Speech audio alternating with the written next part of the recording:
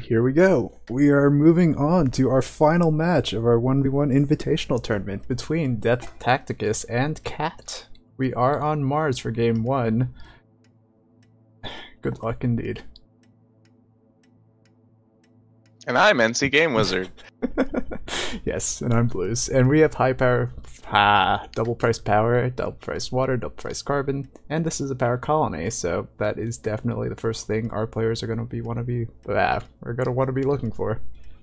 No scavenger HQ available with that double priced carbon. You might be thinking scavenger, but don't bother because it's available. I'm expecting an instant nomad found from Cat once we hit 0 debt. Yeah. Silicon not great on this map, but Nomad just so able to take advantage of those prices early. I imagine the thinking would be expansive down by the geos. Well, I was completely wrong. Scientific feels very problematic to me. Well, how about no iron expansive? Yeah. Oh, I guess you did. Iron is coming. It's just going to be a few hours. Both players are going to be off to very slow starts at this point. I mean, DT will get up to HQ2 reasonably quickly, but he'll have some trouble getting into power. Cat will just have some trouble with everything, and yeah. Power will be decisive this game, more or less. I think something we might end up seeing is geothermal borehole out of Cat, because I'm expecting these iron tiles to get nuked and then potentially for Cat to not have anything to do with them besides maybe geothermal borehole and have them produce a little bit of power. Borehole teleportation would be a different sort of play than we're used to and would be interesting, I think. It makes sense down here. It makes some sense. It's also just going to be a very slow rolling play and might cause problems. Cat already picking up the first geo. Interesting move by Cat to move into those steel mills right over there. At first they were disconnected, just, you know, split your production, make yourself not as vulnerable. Banking on the idea that by placing the steel there, you can disincentivize DT from hitting you because he'll hit his own stuff. That doesn't matter when he can hit you before. See what the thinking is. The thinking is I need to split this water patch, because then DT can't scientist the water patch by getting into these middle tiles and then having the majority of the water patch. I see the thinking. I don't know if it worked out. Yeah. It's maybe just not quite... Wait, why is Cat picking up this geotherm first? It's so far I kind of disagree with that geotherm as well. Yeah. I'm not sure I understand. I maybe would see the one next to the iron tile. That'd be the one I'd be thinking, because you probably won't hit geothermal borehole, but at least you'd be positioned for it if the wind blew that way. But right, if you're gonna grab any of the ones down there, that would be the one to grab, I think. But just grab the one closest to you. You're close enough to power money, and you'd have enough else going for you. Look how many geos there are close to each other. Sure, none of them have adjacency, but oh, they just look so beautiful. And instead, we have this super far away geotherm that gets blown up, and Cat is just gonna keep on struggling. DT about to get a big food shipment in. Yeah, it's looking really good for him. He's up at level 3. Pirates maybe would have been a little better than a geotherm to push for. For the same reasons we were talking about earlier, like, Pirates still, I feel, are a bit slow. That would have only netted, like, what, $90 maybe? $900 in the first steal? Like, eventually they'll pay themselves off, but you're just putting yourself down a few $1,000s for a long time. Like, it takes too long to pay off, and in all that time, you're gonna fall further and farther behind on the power push. And I guess the issue is there's nothing better you can do, because even if you decided I need to surge it, you're just gonna hit yourself with the way you've placed your buildings. So it's one of those situations where you need to shut down your opponent from making this food money, because that's what got DT ahead and it's gonna keep him ahead. Yeah. Even if food is collapsing right now. It's definitely one way to look at it. putting the steel there, it protects your steel, but also protects DT's food, and maybe that's not worth the trade-off. Maybe it would have been better to allow the freeze, even though I guess the water pumps would have been frozen regardless. They would have been connected.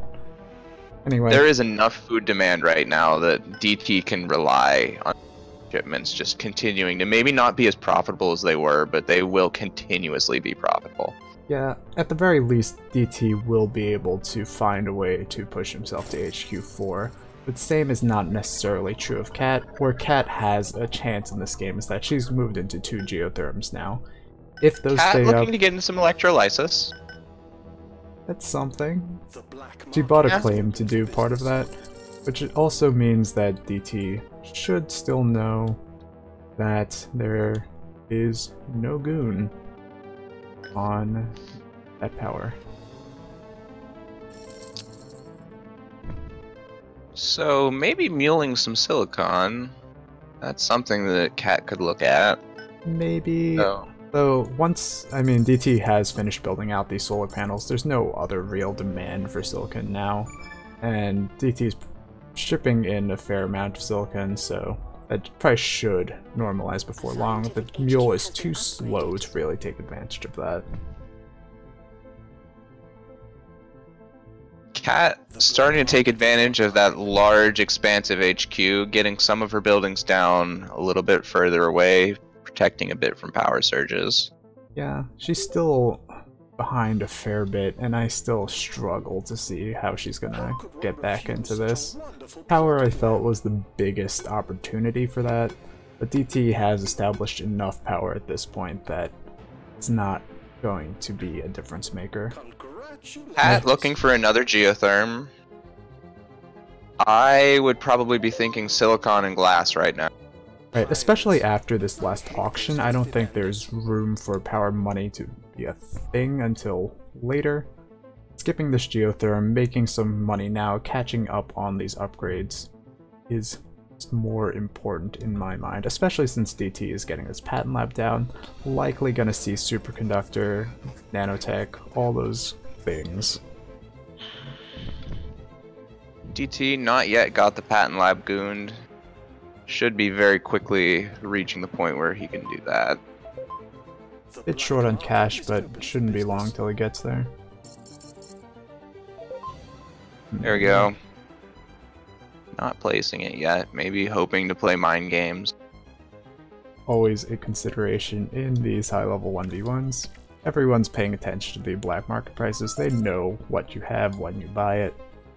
So, Yes. if you can make them think you have the goon there and place it somewhere else, maybe you catch something important. And one time I made someone think I had an off-world by just placing down a couple holograms because I had nothing better to do. They wasted a lot of money on black market.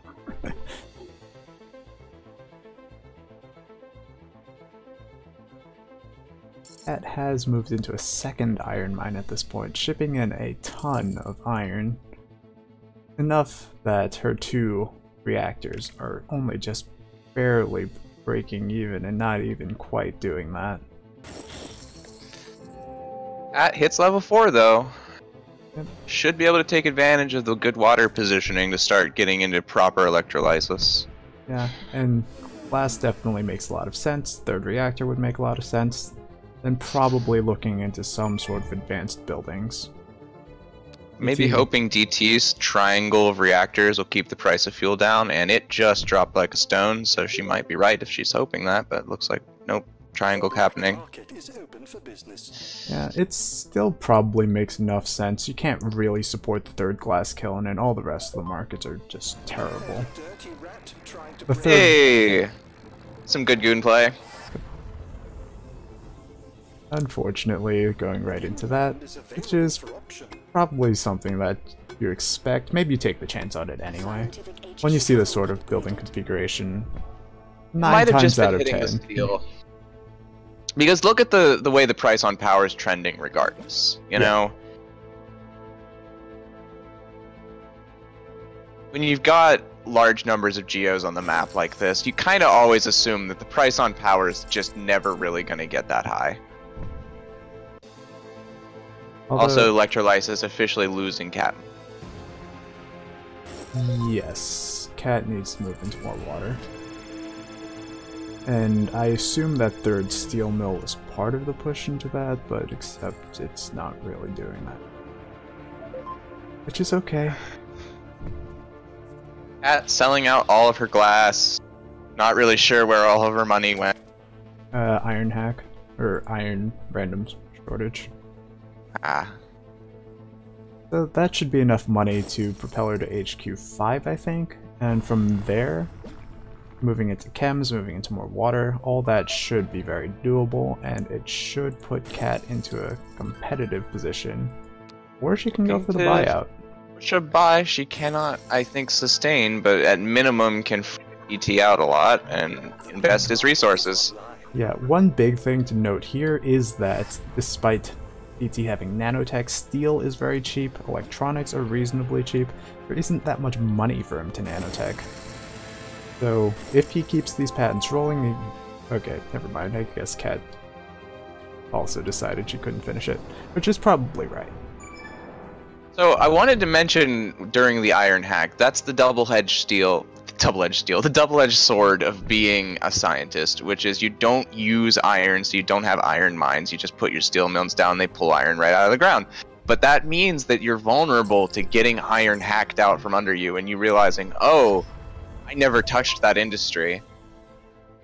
Yeah, definitely. That's exactly what happened with Cat here. Especially a problem when you're just running off of lows. Sometimes you have highs that you could work with.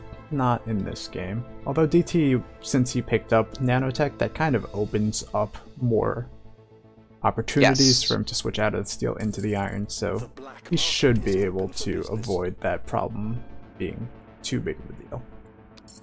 Yes. I'm not sure how you can buy a magnetic Right. storm. Well, DT does definitely have a significant edge in patents: slant drilling, teleportation, nanotech, superconductor. Cat is going for thinking machines though. Offworld's not great right now, but definitely usable, and with on-world prices fairly weak, that thinking machines might end up being pretty important. I'm actually a little surprised that DT didn't pick up thinking machines.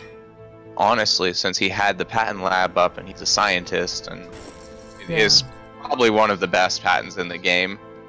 I think part of that might have been what you were saying before, maybe just being a little bit nervous about Cat's stock aggression, just wanting to recover the money in that patent lab once he finished nanotech. Yes. You can definitely see the thinking there, but it now means that if this goes into Offworlds, which it looks pretty likely to do, I mean, the prices aren't currently that great, but, I mean, it is Mars, there's not really that much demand happening, other than these various hacks, which eventually everybody's going to be into enough of everything. Right, between optimizations and your opponent being expansive, it's unlikely you'll be able to exploit any market enough. And as an expansive, they get less of a steel requirement to build their Offworld. So, a little bit cheaper for Cat to put one up. Which is already going down. Yeah, and a bit of an interesting choice in placement there. I kind of wonder if maybe that should have waited to go under the Patent Lab Goon. One, because it already has the Goon. Two, because it can't be nuked to pop a Goon. Though, with thinking machines, I imagine the thought is, does it really matter? Because every Goon squad that Cat buys is just making it a little bit harder for DT to defend himself. So there are actually some times where you maybe don't want to be getting attacked, but you want to be throwing around enough black market that those Goons are getting put down, expended, and generally not available for the late game off-world fight. That is fair. I mean, but one particular reason not to want your opponent to have Goon nukes available as Goon poppers is that you see DT is building his off-world off of resources, so you can't even return the favor by popping those Goons. It's really no high impact tile for you to nuke against this scientist. Yes. That could just be a problem. Though DT is running all of his water off of. The high water is has definitely slant, helpful. but you could make his life uncomfortable if that suddenly stopped being a high water.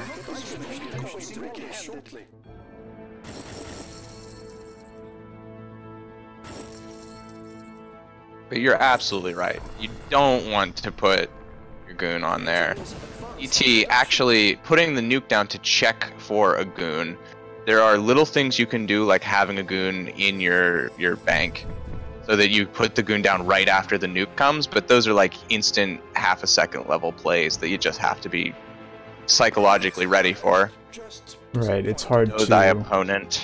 have the attention, to have the reaction speed, to have all that going just right to react to that. Also, Cat has had this patent lab just sitting idle for a long time now. I imagine that's going to go into a second off-world at this point, but it's just a little unfortunate when... Do you know off the top of your head if you can nuke a trace water? No. Well then, that kind of blows that advantage.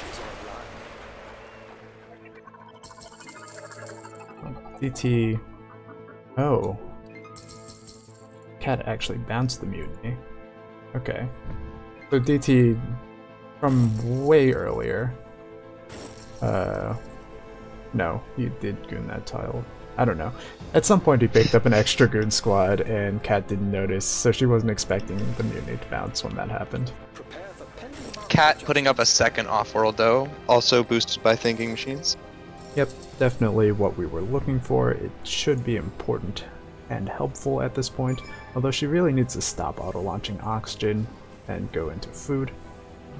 Yes. It's It's a little thing, but it's a big difference. Right, a lot of little things this game, like this constant auto-selling of aluminum, and just a bunch of other things. Yep. Still Still has a decent lead right now. Yep. 2 optimization centers to DT's 1, running both optimization centers, putting it in conjunction with some hacks.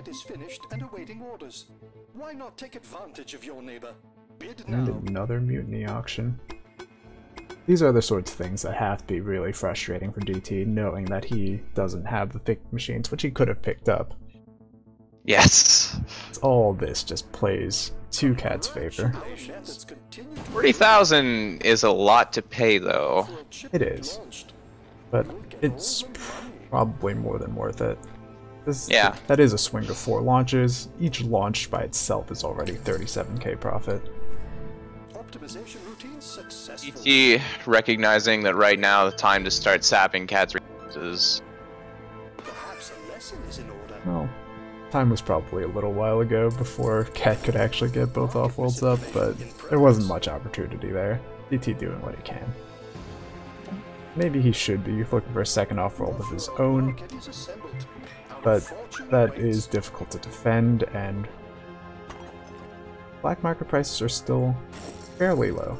The black market is online. Carbon hack happening. Carbon shortage versus carbon It's like supply. DT. Launch affirmative. The black market is open for business. DT looks set to get the better of it. Well, DT dynamited his own off-world, just so Cat couldn't get the mutiny running.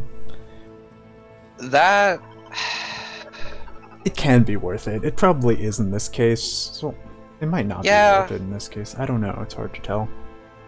Repair. well, you can't rebuild a mutinied building. So with thinking machines, normally when you dynamite something, you'd get half of the benefit. But in this case, you get 100% of the mutiny negated by the dynamite. So Yeah, but I mean, DT still needs to take the time Yeah. and the resources to rebuild it himself once it it's was still over. his rocket ship. Yes. And of course, Cat launching with 2 off-worlds to DT's current none. Engineers have advanced our production. Right. Also worth noting that Cat has had this pleasure dome running for a long time, making a very solid $280 a second for Is her. online. Anytime there's an expansive in the game, that is definitely something to pay attention to, and especially in a game with prices that were generally weak, as in this one. it can Cat be picked good. up virtual reality, yeah. This is interesting placement on DT's second off-world. I guess the idea here is that he already got the goon down there, Bidding begins. but it does mean that these tiles are pretty useless for the rest of the game. And it also opens him up to nuke goon pops. Yeah. Although Cat probably doesn't want to do too many of Our those. methods continue to improve. At this point, you know, it's one of those situations where any tile I can find will work. Because I'm behind and I need to take a risk. Off-world shipment. Make room for the profits. I am very interested in knowing what Cat's idea is behind. Okay, now she's moving back into water. She was running at like a minus 6.7 or something water a second. Shortly. Yeah, I was seeing that as you were mentioning. It's not great. Kind of surprised that DT never started hitting the expansive on their wall. Right, there's definitely potential to nuke those tiles out a lot. There is Yes. very little room for Cat to fix the problem once that starts getting nuked out. Alakazam! Interestingly, DT chooses to nuke the high instead of the medium. I don't know if he's worried about a goon on the medium, or if that was just a... Oh no, wait, the medium is protected by thinking machines, so DT is just smarter than I am. Happens. Off-world shipment launched. Either way, Cat's still solidly ahead right now. Yes. But maybe not as ahead as you would expect to be with 2 markets launching to 0 markets for a good minute's worth of time. Our methods continue Yep. to improve. Lead should just keep expanding though. DT has yet to repair one of his off-worlds, while Cat is going to get back online very quickly. Okay, Cat has bought another claim, put down some more water. That should help fix the problem very nicely. Once Cat notices all these problems, she can adjust her production properly. Just stop auto-selling, turn the farms and reactors back on, and you're fine. Until this freeze happens, of course. So the price on that freeze, we're looking at 40,000 is the current price for a power surge. So the previous one was probably something like 35,000, you know, somewhere in that range. Prepare for It's hard to tell in 1v1 since the black market prices are asymmetrical, so I don't really know when DT picked that up or anything, but yeah. With the thinking machines, it's hard to tell how worthwhile that is, though. Every power surge you're buying makes it more expensive for Cat to keep freezing. Yeah. Not by too much, though. Cat's only paying 20,000 still, make room for the profits. which is a big advantage to not being the early aggressor. Market misinformation in progress. DT also still The not engineers have advanced repairing our that production. off-world. And I think the longer both all these things keep being true, the further behind he's gonna keep falling. And I don't. I can see the thinking. And the thinking is $78,000 in steel to repair, well, to build an off-world. So something like half of that to repair it. Yeah, 31,000. definitely. So he's got 155. 30,000 pretty much seals the deal. And while it's unfortunate for him that that means he just has to try and operate off one black market or off-world market, I can see where the thinking is in not spending it. It's just it's probably not gonna win it for him. Right. Like he needs that money to keep up. I don't know where he Oh, has any there we go. advantage otherwise, and guess he doesn't either. 70 to 30. That's probably reasonable. Yep. DT throwing out the concession there, getting off to a really nice early lead off of some questionable plays by Cat and some good use of black market onto this geotherm. But This was a miserable map. yes. Failing to pick up the thinking machines, maybe not anticipating this pleasure dome being as impactful as it was. Those things, just as the game dragged on, really cost him. Yeah, let's take a look. 166k on the pleasure dome. Yeah. That will swing it right there. But let's not neglect Cat also made about twice as much in off-worlds, which would make sense because she typically had 2 of them running to his 1. Yep.